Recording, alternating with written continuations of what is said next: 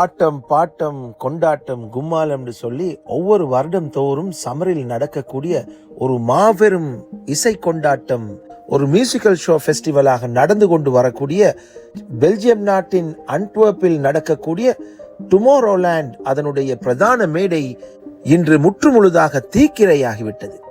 இந்த வார இறுதியில் 18ஆம் திகதியிலிருந்து 20ஆம் திகதி வரை இந்த வார இறுதியும் அடுத்த வார இறுதியும் முழுமையாக கொண்டாடுவதற்காக உலகெங்கிலும் இருக்கக்கூடிய மக்கள் 4 லட்சத்துக்கும் அதிகமானவர்கள் டிசம்பரிலேயே டிக்கெட்டுகளையும் எடுத்து இப்போது அங்கே பெல்ஜியமை நோக்கி பலரும் வந்தும் இருப்பார்கள்.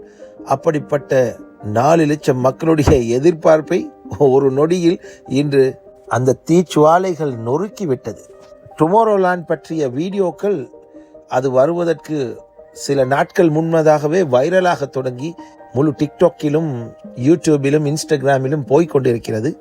இப்போது அது பற்றி எரியும் வீடியோக்கள் தான் வலம் வந்து கொண்டிருக்கிறது. சுபஹானல்லாஹ். உயிர் காயங்கள் ஏதுமில்லை.